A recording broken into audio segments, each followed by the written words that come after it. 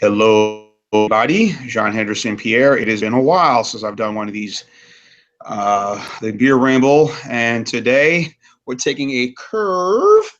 Instead of discussing beer, we're going to discuss vino, the red stuff, that is. And I am having a glass, and we're looking at Carlo Rossi Burgundy. And joining me tonight is my good friend Ronald J. Terrio from Louisiana. Mr. Terrio, good evening or good afternoon. Yeah, it's good evening. It's after 6. Yeah. Well, whoever's watching across the country and the globe. Yeah, all the millions of viewers. Yeah. Now, you have the 3-liter, and I have the big 4-liter, but look, not much left. I've been drinking on it. Yeah. It's a very pleasant one, and I had bought mine on Monday, and was it Monday? No, Monday I bought it, excuse me. And Doesn't look like it's going to last. I've been having quite a bit of it. Yeah. Doesn't look like it's going to hold on too long.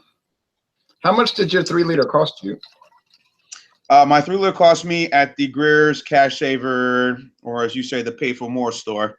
It was $10.40. Yeah, this was $13.99. Yeah, I think that's the same price for what I paid at Walmart. So the other Greer's Cash Saver, which I didn't see, that's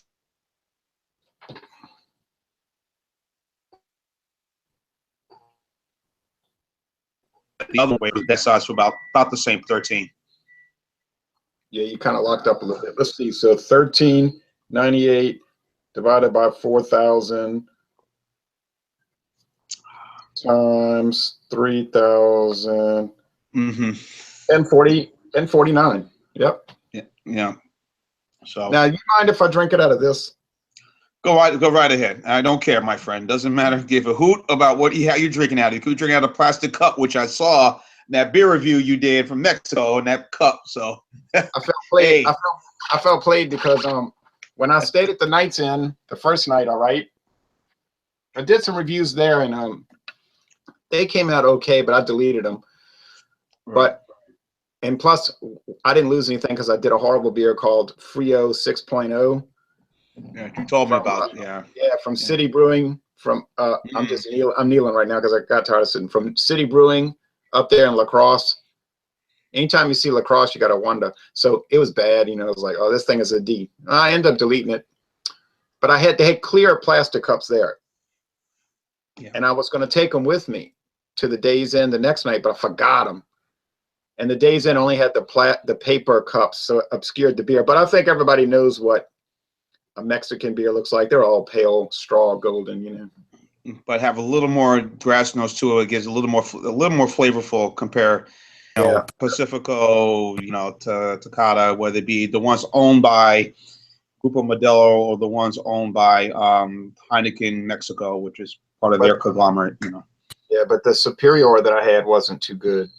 I bought that in Mexico, and you can only get it in Mexico. And as far as I'm concerned, it could stay in Mexico. Right.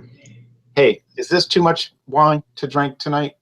No, I don't think it is, my friend. It depends on how much drinking have you done today? I was off of work today. Well, and as long as you're home, then you're functioning, then things are pretty good. So no, it wasn't.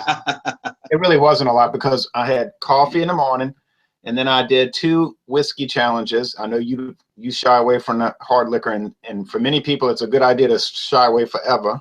Right. And, but I just had those little tiny glasses, so it really wasn't much. And then I had 4 beers today. Okay. But I'm not over my limit because, I only do 22 to 24 a week. Right. Well, on Sunday I only did 3 instead of my usual 4, so this was a makeup drink. Okay. Now, Carlo Rossi, he was a real person. Right. Well, go ahead and give the history of Carlo Rossi. The little brief history I know about it is that this was the table wine that my mom and my dad would have a lot, growing up, up in Jersey, Sunday dinners or whatever, get-togethers with the family, we had the other one, which every time I butchered the name, Manchevitz or Mashinovitz, I call it, or Manischewitz. Manischewitz, right, and which was the most really too overly sweet wine, and when people offered them, said no, thank you. But we had Carlo Rossi, we had Lake Taylor, and Carlo Rossi was sort of the one that was always a lot on the table on Sundays. The Burgundy, or what's the other one we had? Red Paisano. Not the Bazzano. It was another red that they had. The Sangria, yes, the Sangria, and sometimes we had the Rhine, which is the RHINE. But mostly the other reds were the ones that we had a lot of. I'm looking at their website.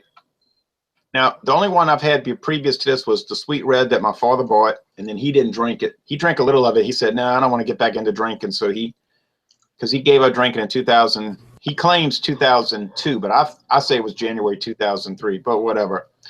Right. It was late 2000, early 2003, and he never did drink. And then last year he said, "Well, I used to like that Carlo Rossi," so he bought the Sweet Red. And then he said, I started thinking about how I used to feel. I said, "Yeah, but you didn't just drink little sips." So he said, "You can have it." So I reviewed that one. And then people kept asking me, "Review Paisano." So I reviewed it. Right. So I still have, this is the lineup I have not had: Sangria, Chablis, Moscato Sangria, or the Blush. The Blush, yeah. Also, that was another one that was very popular, was the Blush as well. So, yeah. A bunch of recipes on their website, kind of recipes that you can make drinks, and then there's recipes you can make for food. Let's see, snacks. Let's see. Or I know pot roast, I'm sure, or maybe something with ribs. I'm sure the red wine would be, would be added on to that. They got something called cheese ball appetizer, Carlo Rossi barbecue wine sauce, Carlo Rossi wine pops, garlic fries, shrimp skewers, corn chip pie, Doug sliders, and so on and so on. Right. Little kebabs look good, and so does that mac and cheese. Hey, so you want to hear the history? Yeah. Okay, I'm not going to go long.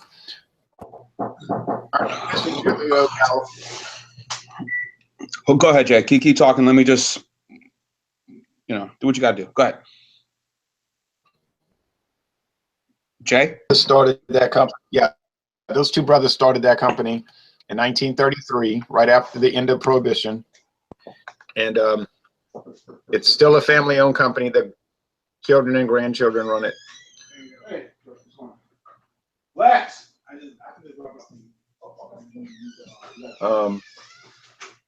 The brothers died at like 97 years old. Been on most of the day. I had the doors open to kind of air some of the stuff out. So.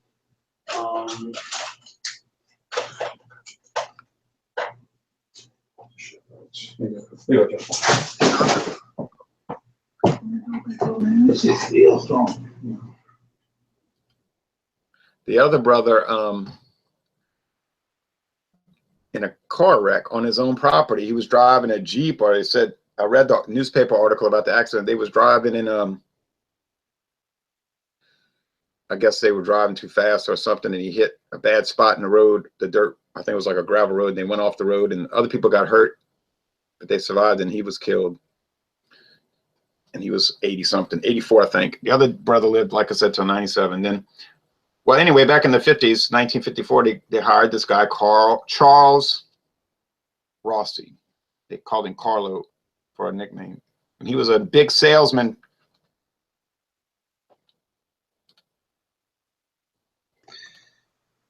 I'm sorry about that, Jay. It was some interruptions, which seems to happen. I muted it so I could tell a story. I was just talking about the two brothers that started the company in 1933. One lived to be like 97, and the other one died in a car wreck on his own property. He was driving around, and they went off the road, and the other people got hurt, but he was killed. Right. The gallows. So then, but anyway, they had this guy, Charles Carlo Rossi, who was born in 1901. He died when he was 94, so he lived a long life. He was a salesman for them, all right? And I guess he was like a major salesman. He probably knew a lot about wine, so they decided in 1962, I guess they asked him, would you like to Oh, and he married one of their sisters. Okay, that was even more of a reason. They said, "Would you like to make a?" And he said, "Yeah." So they, in 1962, they started Carlo Rossi Red Mountain Wines, and then they reformulated They didn't reformulate them, but they rebranded it in 1975, and they dropped the Red Mountain and just made it Carlo Rossi Wines. So they claim it's over 40 years old, but it's really over 50 years. On YouTube, he used to do the commercials till he got so old he couldn't do it anymore, and then they kind of faded out. And I think at that time, those commercials, I think at those time, those commercials where, they would have pay some person to, hawk whatever their product is. And whether it be this actor or musician or whatever, but, I think it's always been helpful to have the person who owns the company, out there hawking at their company. And I think it makes a lot of sense to do that, Now, of course, the commercials tried to make it look like he ran the company. Right. But he really just worked for the company, and he was married to one of the relatives, sisters of the guys that owned it. But it didn't matter, he was heavily involved in the company. He wasn't some kind of small time guy. And anyway, these wines are still doing okay, right? You see them everywhere you go, right? Every grocery store I go to, everywhere, and even at any party. And we'll get to that down the road, but they're still making money. They're still, what if you're, regardless you're on a budget or even if you're doing very well for yourself, I see people buying this stuff all the time. Yeah, now that company has invented fake brands like Bartles and James. Well, those are not real guys, okay? That's actors sitting on a porch claiming to buy our wine coolers, And that's for a different sort of market they're trying to appeal to, more of the people in the beach, more women, who don't like beer and don't like wine, but looking for something to get a buzz, Yeah, and my mom and my grandmother, they used to drink this Carlo Rossi when they would get together at our house. I don't remember which one they drank. I didn't pay attention. I just remember they would drink it. They seemed to enjoy it. Yeah. Well, one thing go ahead, Jay. I'm sorry. I was saying you can get on Facebook and like the Carlo Rossi site. I'm on that site, and I'm one of their people, their minions that's like and follow their page, all the time. Forgive me, I got a little noise in the background right here. Unfortunately, today, I don't know how. I guess maybe I bumped into the stove, whatever it is, but the gas is kind of still lingering around the house. And maybe most of the day. Right now, I'm just I have the door open. I'm letting some of this air out right now, and give it at least. I told do not have anything match anywhere near the house. Period. You call it gas company? No. What happened was, like I said, I hit the stove briefly. I know I probably was walking on my way out the door. I think I might have kind of bumped into it. And then maybe the thing kind of lean off to the side, and then kind of the scent of gas, and go figure, anyway. In other words, you have a gas leak.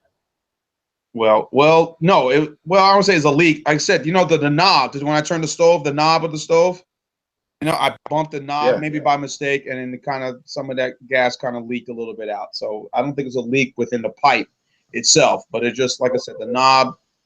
I see what you're saying. Hit the knob by mistake, and I was like, okay. Oh, well, wait a minute. Do you have an automatic stove where you just turn it and it clicks and lights, or do you have one where you have to use matches? Turns on, it clicks and it lights. You click, oh yeah. I'll tell you what happened. Yeah. Oh, I'll tell you what I think happened. I bet you one of the pilot lights went out, and you got to relight it. If you lift up the stove, you'll notice that one of the little flames is out. Right. And if you light it, you'll either blow your house up, but if you light it, it'll probably relight, and then it'll be okay again. And right now, I'm not doing any lighting. This stove will not be used tonight. There's plenty of food in here. We can throw in the microwave and heat up, so we're in good shape. When you get off, just check it, and I bet you'll notice that one of those burners is not lit. Right. Probably and something. Probably right. It should be fine. Just don't let it go overnight because you won't wake up in the morning. Hey. Oh yeah, I mean everything is off right now. Everything's closed. Everything's turned off. You know, and nothing's on. It won't matter. It won't matter. The gas will keep coming out because there's no flame to burn it. So what do you think? So what? So I turn on. What I'm supposed to do? Just kind of maybe turn the stove on, lift the pot light on, or no? Now you got to lift up that top of the stove, and you got to look, and you'll see the little outlet, and you'll notice that the flame is not lit. Okay. And you just have to take a match and light it. Okay. Unless you have a really strong gas smell, and then I wouldn't light it because your whole kitchen might go up. Yeah. But it should be relatively easy to fix, but it's never going to get fixed if you don't light that flame back. Because they got little flames, they run all the time. They always run. And when you bumped it, it probably made it go out. Or it might have just gone out because they'll get corroded. They'll get corroded, and it'll be like this white corrosion, and it'll make the flame go out. I don't know. I'm scared. I'm scared to touch it. I wish I was over there. I'd show you how to fix it. Oh man! And the scent is like throughout most of the house. Again, it's since I left the house this morning around 8:30, and oh no, there's a leak.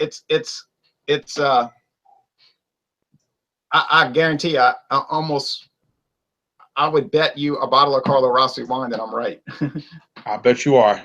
So, but yeah, me and her will figure we'll figure something out tonight before we doze off to sleep. You know, because you know in your house you're gonna stay asleep. Yeah, probably. But no, it's no joke. You could literally die. So, but anyway, but I'm gonna open up some windows and let this air out and the fan and everything. So, you know, damn, and I do this thing because I'm sort of an OCD kind of type of person, and before I leave, I check everything. Everything's turned off, blah blah blah blah, and then check the stove, make sure everything is off, and like you check the refrigerator, let me check this, check that, check this. Okay, everything's off. Okay, yeah, okay. And then this today, like I said, I was walking through the kitchen, and I was cutting off the coffee pot, and I just probably bumped the thing, and then there you go. Maybe. And it was on for about all these many hours today, so. Maybe, yeah. Well, yeah. This wine will calm you down for your last video ever made. Yes, speaking. Yeah. Back to the wine. Yes. About Carlo Rossi. Again, Rossi. Excuse me. Oh, I remember, what's that song about? Yeah, Neil Diamond. Yeah, Cracklin' Rosie. Cracklin' Rosie by Neil Diamond. Yes, was I guess a wine that I guess was considered a bottom shelf wine, which some people may think, Carlo Rossi is a bottom shelf wine, but again, I've never looked at it that way. I think it's a good wine, and I've seen a lot of table wines. I could go home and a lot of wines that have been made up in upstate New York and mint wines in Virginia, their table with the twist off cap are just as good. I will say it looks like you're finished with your bottle. Would you put this bottle on the top shelf and have it fall off on somebody's head? I don't think I would. It would stay on the bottom shelf in my store. I know what you mean. I know. Hey, but it tastes pretty good. I mean, it's like it tastes pretty good. It's not too boozy or too It's not at all. I mean, it's quite. And speaking of which, let me bring my bottle in because this is just had my second glass. I haven't had anything to drink all day, so I'm about to go for my third glass, and I got some barbecue in the microwave, which I'll be perfect with this. And speaking of pairings, that's the first thing that comes to mind. Whether it be anything red sauce or with mac and cheese, like you said, lasagna, spaghetti and meatballs, or a barbecue fare. I think this wine will go well with this. It's a perfect pairing. What about steak and potatoes? Steak and potatoes, definitely. I like my steak medium, with a little bit of pink in it, a little red in it. I think that will go well with some mushrooms and some onions. Yeah. So, and the price of it again. And I noticed a lot of the Europeans, have always, I guess, this have followed this method that making sure that let's try to make wines available to all of our all the masses of the people, just like with beer. It doesn't have to be exclusive to a certain group of clientele. Europeans have done this where they have always sell wines, I guess maybe the leftovers or maybe some of the good stuff, but at least at a reasonable price for those over there.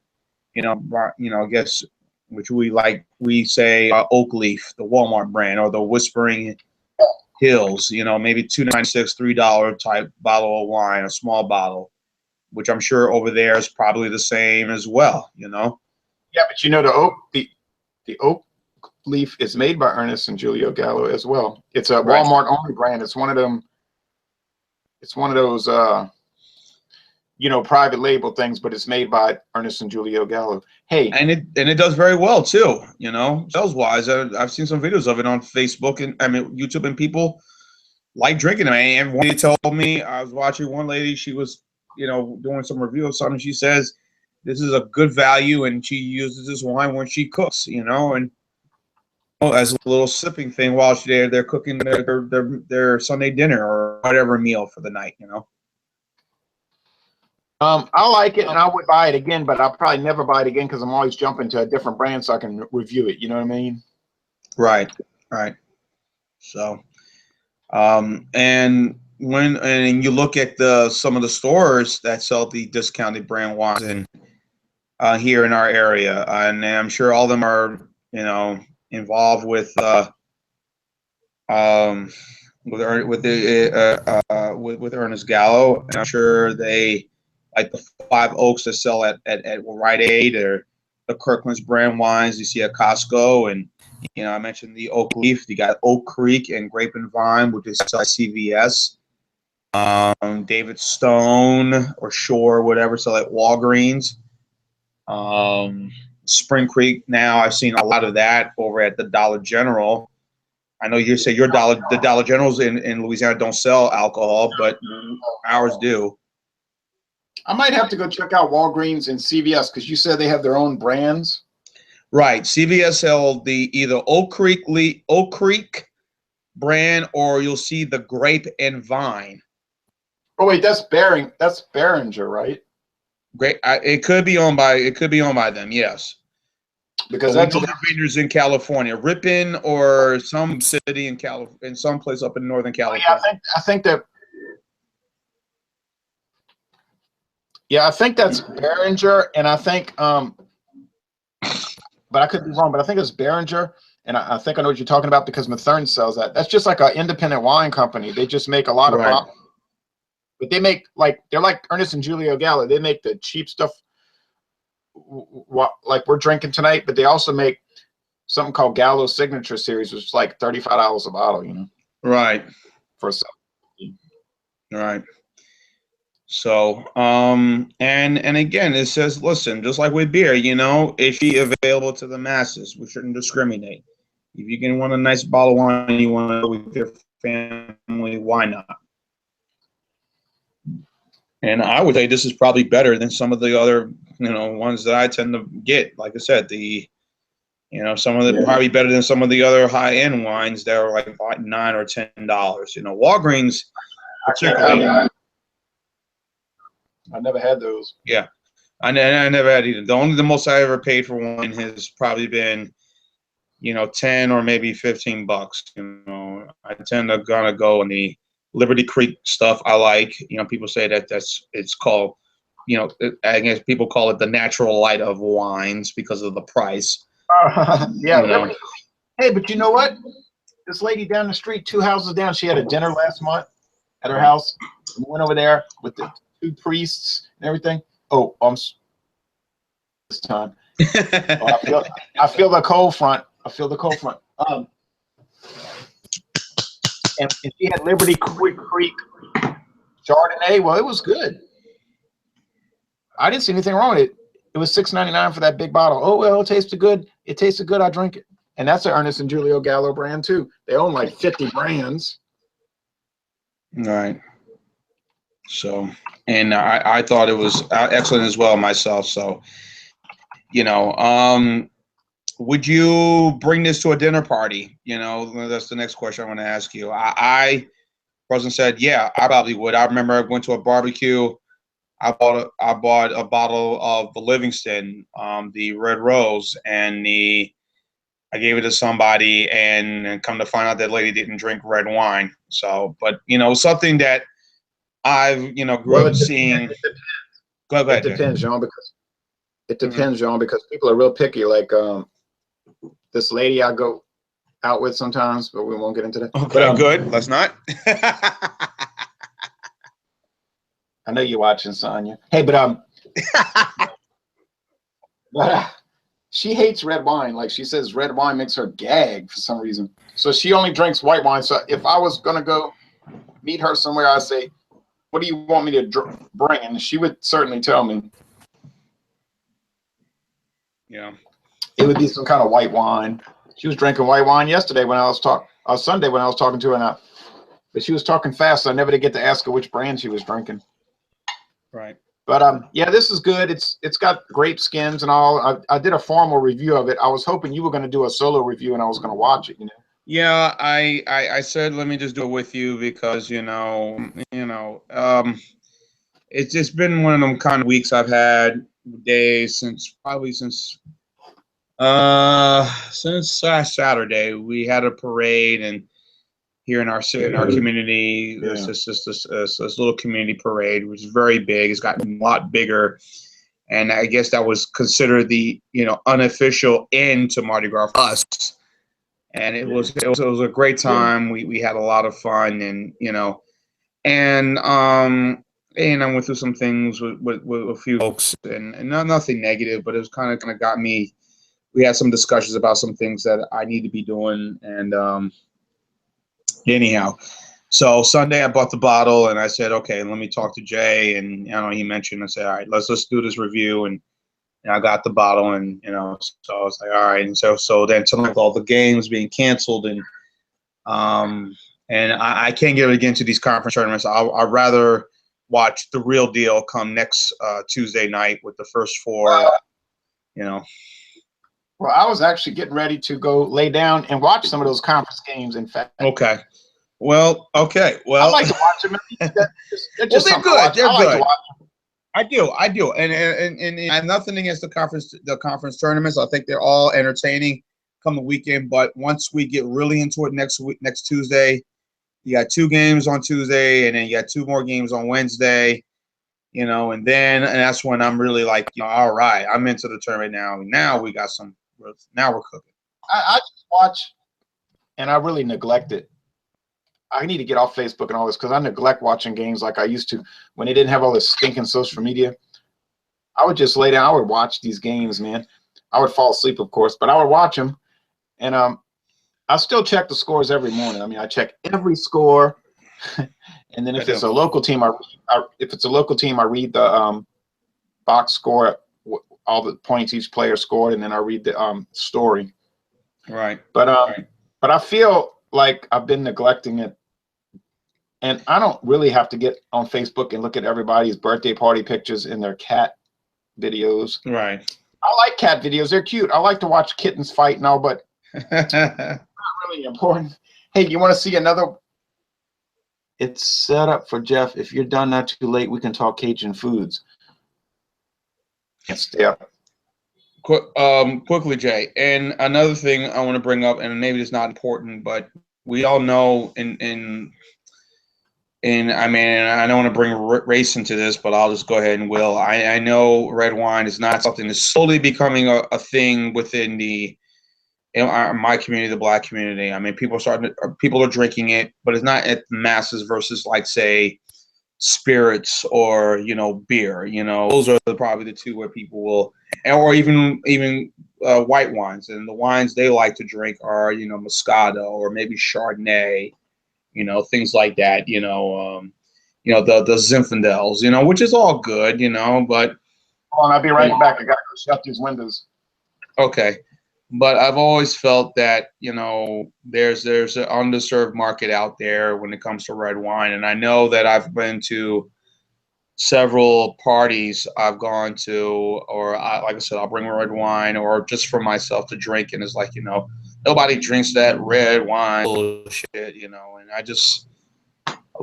like red wine, and I like beer, and people think it's but I think it's an underrepresented market that's slowly growing, and then there's shows that have really promoted it. A lot of that red wine drinking. First show that comes to mind, Scandal. Kerry Washington and her father, Papa Pope, as I like to call her, Ron Pope. They both are big red wine drinkers. They're always drinking a glass of it. What's the other lady on the show? I was mentioning Kerry Washington from the show Scandal. I don't know if you watch, but she's she drinks red wine. You got the lady from Viola Davis from How to Get Away with Murder. Her character drinks a lot of red wine, and she's right now going through some issues with alcoholism. That's I'm a fan of the show, so of that show. How to Get Away with Murder. But I'm just saying that, I was saying it's just an undeserved market out there, and I just think that people really need to really, really looking at. I mean, there's some African Americans are drinking red wine, but not a lot, and not the same putting a gun to your head. You go ahead, you better drink red wine or else. But just look into it. You don't have to drink the Moscato or the Zinfandel or the Chardonnay. They're all good, or the wine coolers. Mm-hmm. Now, there's what I've noticed with my very in-depth study of Black drinking habits. Yeah. When it comes to beer, I tend to kind of know what Black people drink. Mostly light beers, mostly a majority of the time, right? King Cobra and well, that's not high gravity. King Cobra like 6% or 5.9. 30 years ago was considered really strong. I just know that people say that's like a black beer, but old Jay's drinking it, ain't he? And I bought some Steel Reserve today. Ha ha ha, 6%. But that's enjoyable. Again, a very enjoyable beer, and I wish I had picked up a lot more down there. So when I'm at Mathern's, I'll notice what people are buying, and I see a lot of Black people buying like white Zinfandel wines, and of course Manischewitz. Riunini. Maybe, but Manischewitz and Mogan David. That is just too sweet for me. I can't deal with that. They pronounce it funny. They'll like say, "Do y'all have Morgan David?" And I say, "It's not Morgan." Too sweet. Morgan David is similar to Manischewitz. Similar. It's like drinking a jar of jelly. No, I can't deal with that. I like my wine a little bitter. Arbor Mist, another one they'll drink. Yeah, and I noticed they'll buy like those Seagrams and those what are those other coolers? Those little beers. It looked like wine, but it's not wine. It's not wine, but it looks like wine. Dinkies, I think. Zinky, whatever it is. Dinkies, whatever. I think. No, Seagrams and Smirnoff. Yeah. Seagrams and Smirnoff and all those different weird colored things, which to me is probably not healthy because it's probably got a lot of food coloring in it. Star Rita or Lime-A-Ritas. Rita and Lime-A-Ritas. And but for wine, like I said, I see you drinking white Zinfandel. I know a girl at work. She said her mama likes to buy the Sutter Home white Zinfandel. Well, I mean, if that's what you like to drink, I've never tried it. I told her at first that it was owned by E&J, and then I had to retract my story. Nope, wrong. Sutter Home is independent, and it's been owned by the same family. So, haha, I was wrong. Hey, you want to see another Burgundy? Well, this Burgundy is enjoyable. Yeah, I agree. It's enjoyable, perfect for barbecue, steaks. Nice grilled some sliders, cheeseburger or a burger with no cheese. Whatever it is perfect. And I don't feel as though I'm getting ripped off. I'm not. I'm enjoying this, and this last glass I'm going to have After we eat with my meal, when we cut off here, that will be it for me for tonight. John, check this out. When I went to Eagle Pass, Texas last month, I went to the local grocery store, their local chain. They had that 4-liter bottle like I was showing you for $10.99. That's not bad. I couldn't get over it. They didn't have too many. They had Carlo Rossi Burgundy and Carlo Rossi Paisano. Okay, well, maybe that's a Hispanic thing. And they also had the sweet red. But I said, boy, for $10.99, I might drink more wine. Let me ask you a question. Down there in Mexico, are the wines they drink, is it mostly sangria? I know that's a Spanish thing, but you're in Mexico. No, wait. When I went to Mexico, I never did once look at the wine selection. Okay. I only looked at the beer and the liquor. The beer in Mexico, I went to 2 different Mexican towns. I went to I went to Piedras Negras, and I went to Ojinaga. Well, the main beer I saw was Bud Light. And then all the Mexican beers, but really Bud Light was more prominent than their own Mexican beers. So as far as the wine, I cannot answer that. Now I want to show you another brand if you want to tackle it next month. Okay. You ready? Yeah. Here it comes. Ugh. It's heavy because it's full. I never opened it. Livingston Burgundy. I can get that with no problem at the Wally World. Yes. Let her have it with no problem. I can't get Parmesan for whatever the reason here. I mean, only thing Parmesan I saw was the Zinfandel, and that was it. So that was at Publix. And as you know, I'm sure you have a Publix down there. Publix is a little bit considered middle from, you know, it's a middle brand type store versus like you got the Greer's Cash Saver, and then the other stuff is the Whole Foods and the and whatnot, and then Greer and Rouse's. Publix is in between. I think the same as Rouse's. Yeah, like Winn-Dixie. Like Winn-Dixie. Yeah, Winn-Dixie. Yeah, I will never shop at Winn-Dixie ever again. Their beers are too high. Their crab beers are too high. I'm glad that the Greer's Cash Saver now, the 2 of them in downtown Mobile and 1 in midtown Mobile, are doing singles, because I can get singles with ease, like $1.75. Well, 3 of them, like beers, singles at $1.75. And by the way, I got 3 beers I'm going to review coming up, possibly one maybe Thursday. Okay. Okay, let me say this before I get off. Next Wednesday, I scheduled us to do the Trouble Brewing around midnight Belgian ale. I won't be involved in that. Sorry. Oh Lord, I'm gonna skip Stevie Nicks. You know. No, do not skip Stevie Nicks. Please go see her, man. That's probably the last time she'll come to Does not ever call me. Well, that's her problem. Go see Stevie Nicks. Go see her, and obviously she's gonna do a lot of her, you know, her songs and some of the Fleetwood Mac songs, which most of these artists do.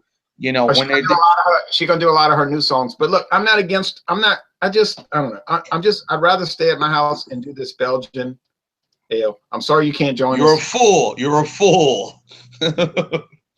Go see her. I'll go see her in 10 years when she's 78. Hey.